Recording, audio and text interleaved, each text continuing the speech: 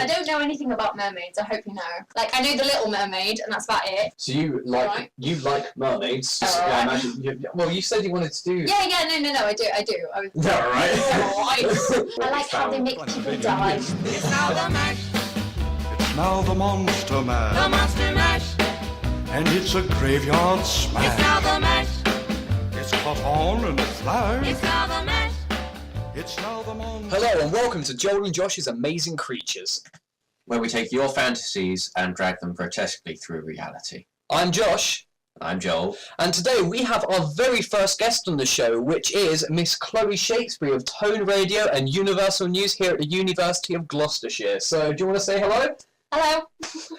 This episode, rather than taking the general fantasy and dragging them grotesquely through reality, we are going to be taking your fantasies and dragging them grotesquely through reality. And what exactly is that one you decided you wanted us to talk about? Mermaids. I think it'd be quite interesting because obviously, as well as having the whole half human, half fish thing, so anatomy-wise, that's like what's going on. I like the sort of whole siren-y thing of singing and bringing sailors to their death, and I just think it'd be interesting to know how you guys think that would work. Yeah, that's cool. So, of course, we have the origins of mermaids here in the real world, don't we? Which is... Yes, Victorian showman. There are two examples. In England, what the showman did, they would take the skeleton of a fish, remove the skull, and take the skull of a cat, put it on the end of the skeleton and claim that it was the skeleton of a mermaid. Now, if you think that sounds horrific, the thing that was done in Japan at the same time is slightly even... More grotesque? Yes, it's horrific. They would have a desiccated fish, the desiccated corpse of a monkey. Lovely. They'd chop off the hind legs and the tail, and chop off the head of the fish, and they would stitch the two together, and they still exist in museums today, these half monkey, half fish supposed mermaids from charlatans. Wow, well, that's ruined the Little Mermaid for me, if nothing else.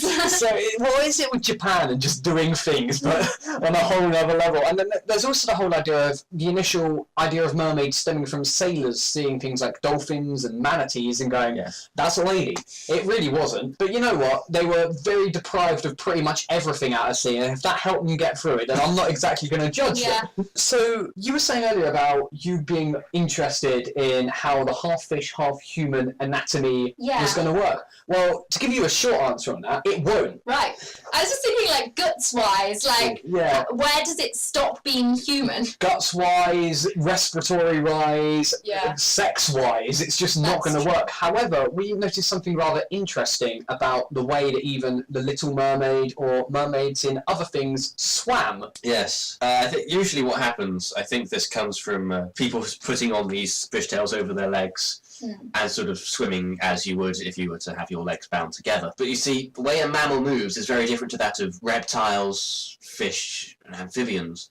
See, if you look at any other swimming creature that isn't a mammal, it moves the tail from side to side. Look at fish, you look at crocodiles, they move from side to side. Yeah. Whales and dolphins and pinnipeds, they move up and down. Now this is just like what you see including the Little Mermaid. They move it up and down like they've got legs instead of a fish back half. Right. Although in Harry Potter and the Goblet of Fire they did move side to side, which I quite liked. See, so that's where it kind of gets interesting, where even in the animated renditions of it, they're still moving their tail up and down, which is very distinctly mammalian. And we also kind of wanted to avoid a bit of a trope, which is that very classic thing in fantasy books and films where they're like, oh, look, a mermaid, oh, it's so pretty, and then they get close and it's a gross fish person. Yeah. And that's been done to death a little bit. So our mermaids are actually going to be mammals. See, that's interesting because, like Joel just mentioned Harry Potter, so obviously in Harry Potter they're a lot different. They've got the more sort of realistic, well, I think realistic in that they don't speak like a human would speak, because obviously you wouldn't hear Ariel, for instance, speaking in English underwater. So I find that quite interesting in that they're very much more animalistic than mermaids are portrayed, for instance, in The Little Mermaid. Yeah, that's very interesting, because also on that whole aspect of speech, sound obviously travels very differently underwater. Yeah. Which brings us into our first talking point, really, which you were mentioning earlier about you liking the whole sirens idea. Yeah. Well, aquatic mammals, like whales and like dolphins, are actually quite known for their singing abilities. Yes. That's interesting. In fact, all creatures that sing, so birds and whales, it's used for social purposes, usually to attract a mate. So this is probably what we're going to have our mermaids or sirens singing for. Yeah. But also because they're going to have quite complex vocal cords if we're going to have them coming from mammals. then perhaps they could have some level of mimicry if we wanted to do the whole bringing sailors to their deaths concept. Because another thing that is quite interesting about whale song is there's been multiple scientists like analysing it, and it's almost not nearly as complex as human languages, because obviously you don't get whale podcasts, for example. Although I guess if they're all shouting and they're travelling in a group, that is a podcast. Unfortunately, that's not quite what we're doing here. But yeah, the scientists have analysed it, and they actually believe that they had quite a complex way of talking. And if you listen to whale song, aside from Joel's lovely impression, it can sound quite beautiful. I thought Joel's was beautiful. Not gonna lie. The song of the humpback whale, do you know what that sounds like? Sounds like bongos. It sounds like bongos. I thought you were going to go into a Fergie joke.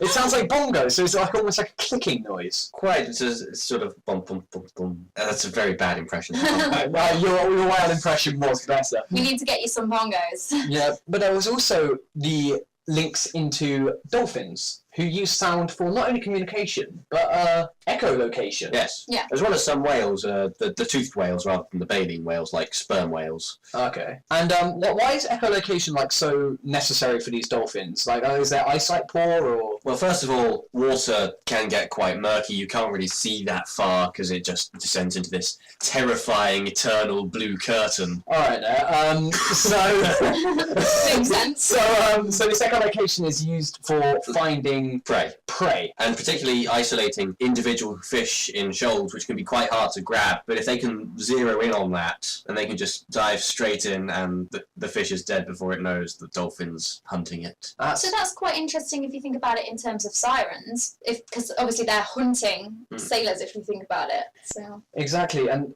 you mentioned earlier about mimicry, because Yes. there has been aspects of mimicry in the animal kingdom already. Yes.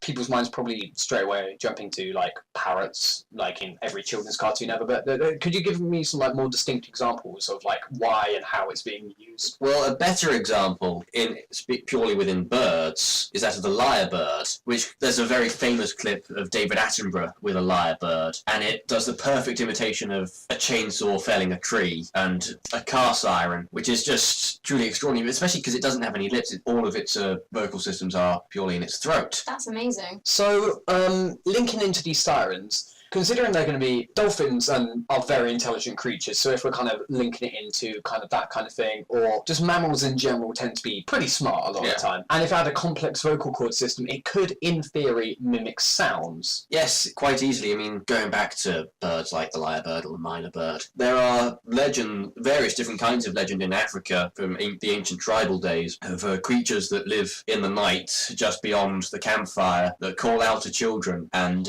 bring them to their deaths and eat them. Whereas really what's happening is a lyrebird or a mynah bird or something like that is simply living close to a group of humans, and humans, we sort of call out each other's names quite a lot.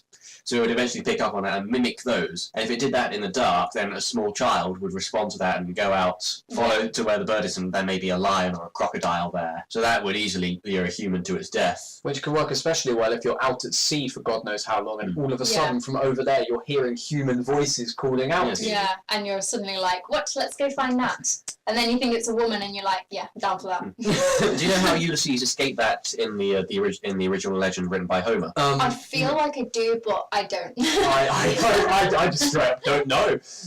Well, he found something to plug into the ears of humans, which still exists today. Wax. That's where earwax comes from, according to Greek mythology. So I knew it. So according to Greek mythology, we have earwax because some guy shoved candles in his ears to stop someone sticking to him. Yes.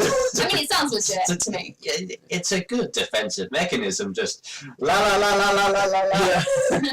I mean, I feel like whenever I hear a point of view that doesn't directly agree with mine, that's always a good one to do. I've always got a couple of candles in my bag just in case someone starts talking. Just in case. I just don't clean out my ears. Fair enough. Also, going back to what mermaids are, so we kind of like singing and stuff like that, but when I say mermaids to you, what do you tend to think of? Like, what kind of image pops into your head, or any myths that come into your head? I automatically think of the tail because that's a defining characteristic, and then I think of them like being on the rocks, brushing their hair and singing to sailors. Also quite the sort of murderous instincts that they seem to have. Like even in stuff like Peter Pan, they just want to kill people. So, murderous instincts.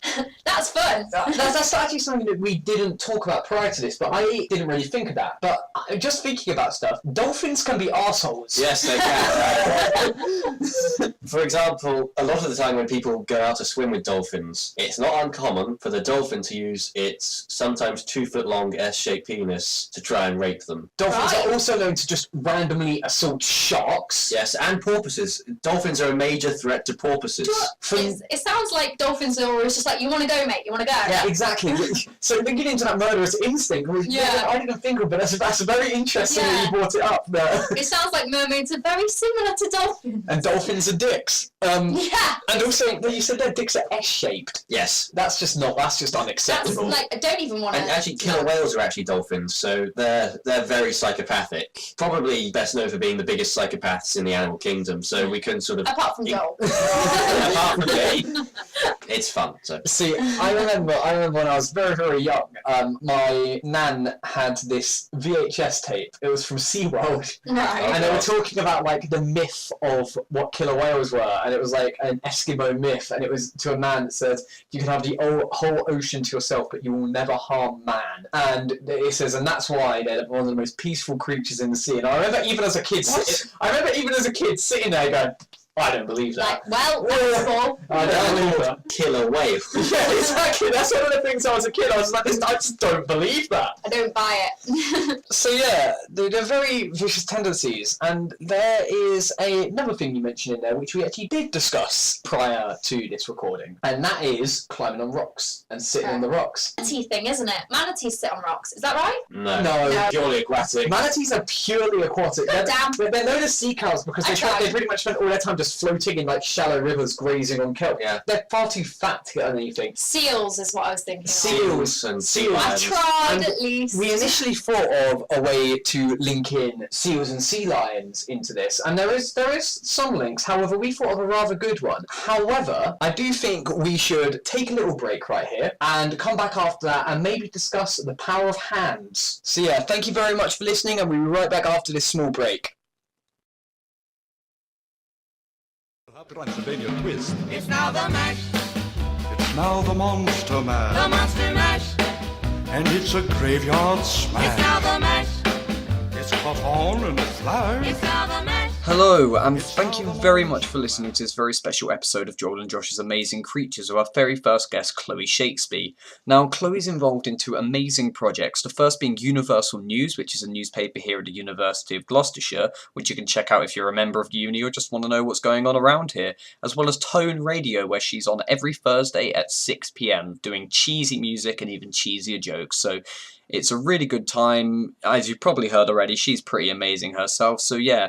Please tune in, and back to the show now, I guess. Transylvania twist. It's now the mash, It's now the Monster the Mash. monster mash.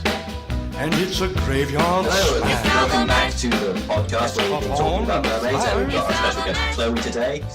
So far we have talked about making mermaids mammals rather than fish, singing and mimicry, and psychopathic tendencies. And Josh has just mentioned that we're about to talk about giving them hands and why that would be useful. Yeah, so thanks for handing it over to me there. Hands have one main purpose, really, and that's climbing. Yes, the only creatures with hands are the primates that evolved around 50 million years ago when they started moving about through the trees quite easily and frivolously. And it's also where the forward-facing eyes come from to help with depth perception. But the important part are the opposable fingers and thumbs to help grasp onto branches, which have been very useful for humans because when the apes came down from the trees, they found that they had these hands which were free to make tools, and that is what has led from some very vast improvements in the original Twig technology to things like cars and ships and Wi-Fi. I want to hear the phrase Twig technology more in my life. Yeah, I miss the good old days when we banged sticks together. 90s kids remember. We didn't have these fancy wheels. But no, so you were saying earlier that your image of a mermaid, or more so a siren, is it strewn on a rock? Yeah, like brushing our hair or whatever. And singing. Well, whilst we can't promise brushing hair, We can't even promise hair. No, we've got bald mermaids. We can get them up onto those rocks with their ability to climb with hands. And that would be a very legitimate reason if they're more out to sea than, for example, you've seen a seal try and climb on something before. Yeah. How would you describe that motion?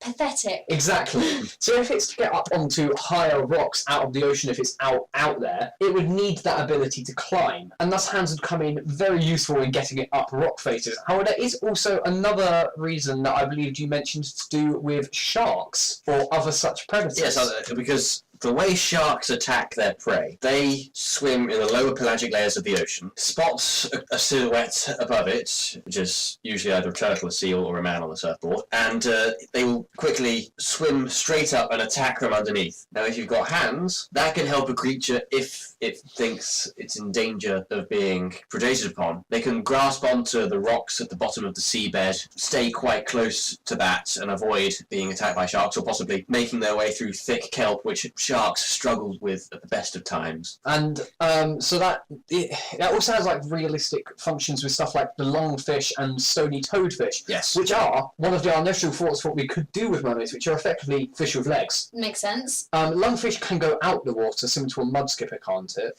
Yes, they can breathe out of water, hence the name lungfish. But really, they really only come out of water. They've got very strong muscular fins, and they use this during the dry season when Africa dries up. They sort of form a cocoon and hibernate, and sort of bury themselves and hibernate during the summer, because there's no water for them to sustain themselves in. So how would that work in terms of how the lungfish breathes? Because I imagine that's probably what you'd apply to your mermaid for that to breathe out of water. Well, the lungfish actually has lungs. It's an evolutionary throwback, and they date back to, I think, Silurian period, where fish. This is a genus called the Tiktaalik, which is that famous fish which crawled up onto land and is the ancestor of all mammals, reptiles, birds, and amphibians. But the lungfish, it's a close relative of the Tiktaalik, but it's sort of stayed the same throughout all these millions of years. Having lungs, getting the mermaid to live underwater, but also come onto land. That's what I wanted it to do, like modern pinnipeds, the seals, sea lions, and walrus. So despite not actually being able to breathe underwater, it is an air breather, but it will be able to hold its breath for extraordinary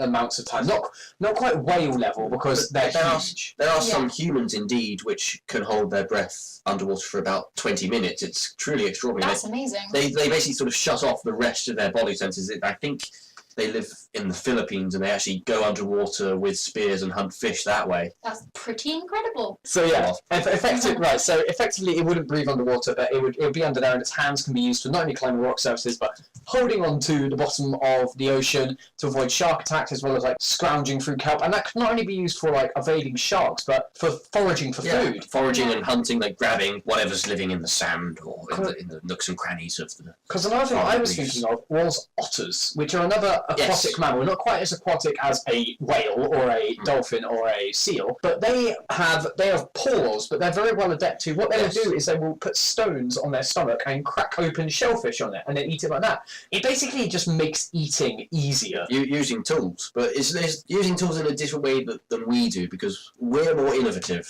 Like the way an otter does it, it's just instinctive in the same way a bird builds a nest, but a bird doesn't build a nest and think, I should put a roof on this. It just builds the nest as it is. Yeah. Whereas what's happened with humans is that twig technology was discovered, and then some people thought, let's try stone technology. Or combining stone technology with twig technology to make spear technology. Yeah. Or having two bits of stone technology to create fire technology on twig technology. Yeah. Yeah. And without going too into it, because we've already been on a bit of a tangent, but in the Little Mermaid film, for example, you said that you preferred the Harry Potter rendition because unlike in The Little Mermaid, they were not as civilized per se. It felt more real to you. Yeah, and also I was thinking with The Little Mermaid, obviously it just switches from human to fish, which I think wouldn't be viable in what you're trying to do and making it sort of a reality.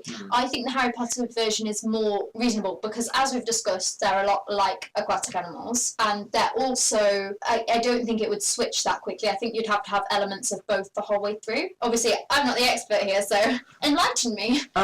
Well, that's what I was going to slightly expand on. You see, naturally, they wouldn't be human level advanced. You wouldn't see massive undersea castles, for example, like in Little Mermaid. However, dolphins and whales are very, very smart. Yes. Very smart. Like, have you got any examples of like instances of like dolphins showing a lot of intelligence? Yes. One example, I mentioned it in a couple of podcasts ago. There are only 3 animals that recognise their own reflection, which are humans, chimpanzees, and dolphins. I thought elephants did. They acknowledge their reflections, but a dolphin knows it is itself immediately Oh, right, fair. on first viewing. An elephant might not think, oh, there's another elephant, but it would look at it and go, Yes. Hang on, what's going on? what's going on here? Whereas a dolphin would look at its reflection and go, hey, me. Yeah. So if a dolphin-like creature was given access to hands, Yeah. whereas a otter uses very primitive, I'm going to bash this with a rock, that increased intelligence from being like a dolphin, whilst also being access to hands, we're not, without going too much into it, we could in theory see some basic signs of starting to use tools and starting to possibly even form some kind of society or something like that. Yeah. Different dolphin pods have different methods of hunting depending on where they are hunting. For example, there's one where what they do is they find a shoal of fish and the whole pod pushes it further towards the edge, and then they beat their tails to waft up the sand. Now, because the fish, because they breathe water, they can't pass this wall of sand, so then the dolphins burst through this wall of sand and push the fish onto the beach and just sort of hop up onto the beach, grab a fish in their mouth, slide back down. That's pretty amazing. Also brutal.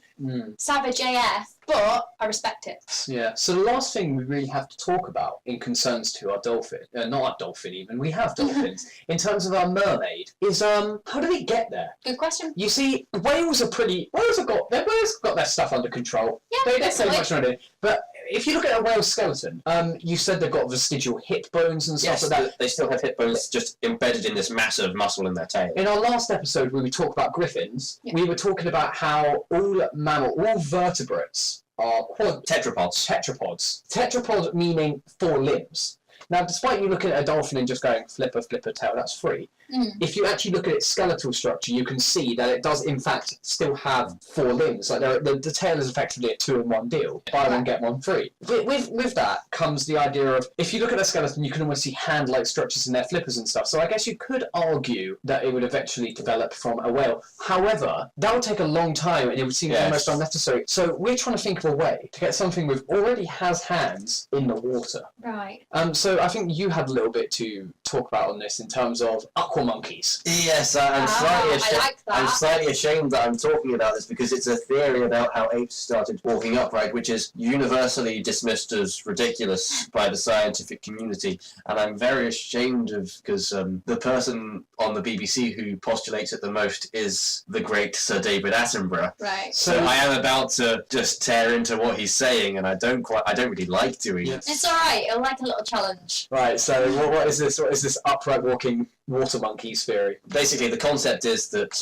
as the first ground living apes were around, there was a lot of flood water, and these apes were able to traverse these floodplains to get to new areas of ground where they could forage. But when a chimpanzee wades through water, they normally struggle to walk upright, but the water is a supporting mechanism for the chimpanzee, so it can stay upright for quite some time. But the whole sort of early apes being able to walk upright through the means of water does get ridiculous when some people say that they would hide in quite high levels of water with their eyeline just above the water. Oh, and that's ridiculous. They would grab things down, say, from low-hanging trees, or possibly even like a monkey that's coming down to drink. That's ridiculous. Sorry, Sir David.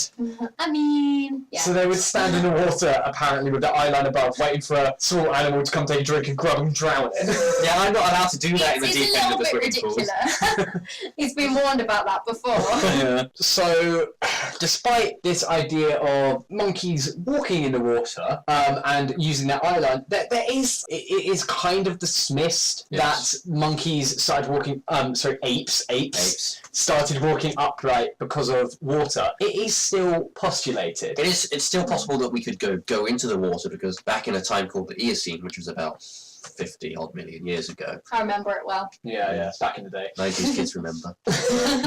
I really should stop using memes. Only caveman kids remember. So you were saying about how The evolution of the whale, because whales are tetrapods, they've got vestigial hip bones. They used to be four-legged mammals that would roam about Pakistan and other parts of Asia, hence the name Pachycetus. It means whale from Pakistan. And the theory is that there were predators on the land, which the Pachycetus found it could escape by going into the water. And of course it found that this is a great place to be. They just slowly became better adapted to the water. Ambulocetus, which came next, looked a lot like a crocodile, but of course it had this undulating up and down movement, which we discussed in the previous podcast and earlier in this one, because mammals having straight upright legs can gallop.